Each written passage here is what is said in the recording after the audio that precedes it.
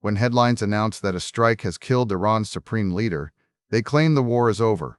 They promise a decisive end to 47 years of conflict.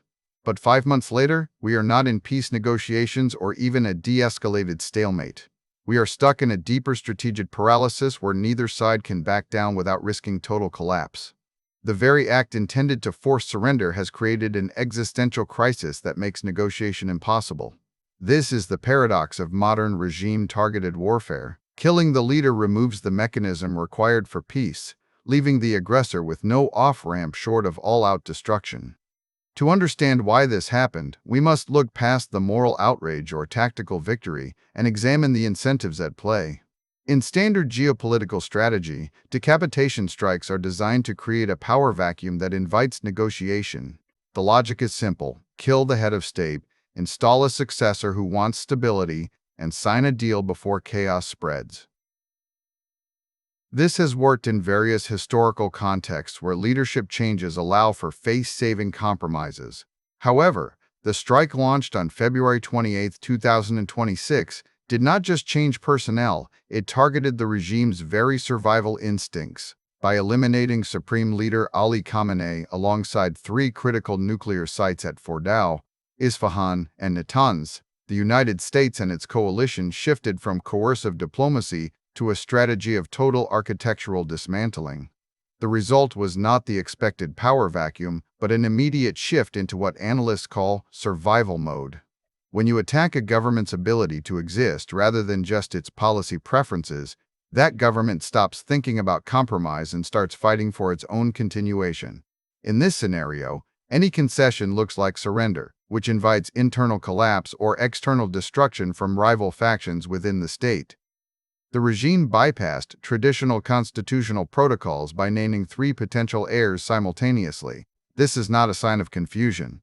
It is a signal that Tehran has abandoned standard political calculus to ensure no single successor can be manipulated into making peace with an enemy that just tried to erase them. Quick resource note: I keep a curated set of Amazon search links in the description for books, gear, and tools relevant to this channel's topics. Some are affiliate links, so I may earn a commission at no extra cost to you. Please consider supporting the channel by using those links if you find something useful. This creates a unique strategic trap for the United States, particularly under President Trump's administration, which framed these strikes as resolving 4 decades of adversarial relations. The problem is that by killing Khamenei, Washington removed the singular authority figure capable of signing a deal that would be accepted domestically in Tehran. There was no negotiating partner left who could absorb the blow without losing legitimacy among his own people or hardline factions within the Revolutionary Guard. Without a leader with enough capital to sell a compromise as a strategic necessity rather than weakness, there is no one on the Iranian side who can legally and politically agree to de-escalate. We are now in a phase where the rules of negotiation have been suspended by the nature of the attack. The United States faces what looks like indecision but is actually rational calculation under duress. To stop the conflict now requires either total regime collapse through continued bombing or accepting that the initial victory has locked both sides into a prolonged, high-intensity struggle. If Washington attempts to open diplomatic channels today, it risks appearing weak in the eyes of Tehran's hardliners who view any pause as an opportunity for internal consolidation. Conversely, if they escalate further without a clear path to total victory, they risk dragging the entire Middle East into a multi-year war that could destabilize global energy markets and draw in other regional powers. Historical precedents offer little comfort here, because this situation is fundamentally different from past conflicts where Iran absorbed massive casualties but still sought a way out. For instance, after the 1988 incident involving the USS Vincennes, which resulted in 290 civilian deaths on an Iranian passenger plane, Tehran eventually accepted a ceasefire to avoid total annihilation. Similarly, following the 2003 invasion of Iraq, Iran paused its nuclear activities and absorbed regional pressure without retreating to full-scale state-versus-state conflict because the threat was external but not existential to their own leadership structure. But decapitating the supreme leader changes the incentive structure entirely. The regime now views any de-escalation as a direct threat to its existence, not just a tactical pause in hostilities. The use of 6 GBU-57 bunker busters on Fordow and strikes at Isfahan in the Natanz was designed to degrade capabilities so thoroughly that surrender would be the only logical choice. Instead, it triggered a reaction where survival overrides logic. The regime is now fighting not for policy or territory, but for its own right to exist as an entity capable of governing. This makes them immune to standard leverage tools like sanctions or limited military pressure because they have already crossed the threshold where those tools are irrelevant.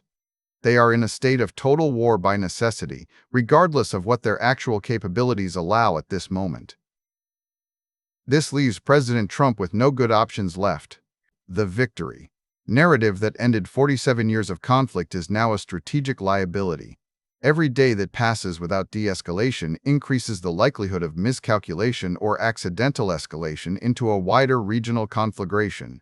The United States has created a situation where they cannot back down without losing credibility with allies and adversaries alike, yet Iran cannot back down without facing what it perceives as extinction. This is not about who was right or wrong in moral terms. It is about the cold reality of power dynamics when you remove the very person needed to make peace possible. The stakes for global stability are immense because we have moved from a dispute over nuclear capabilities to an existential struggle where diplomacy has lost its utility. The U.S. now faces a choice between continuing a war that may never end or accepting a prolonged period of high tension with no clear exit strategy. This is the definition of strategic paralysis, not indecision, but a rational calculation that any off-ramp short of total war requires Iran to admit defeat in a way they simply cannot do without losing their regime's legitimacy. Thanks for watching all the way to the end. I am a one-person team working hard to make each video better than the last. Subscribe if you found value. It is the best way to show support. Drop a comment with your biggest takeaway. See you in the next video.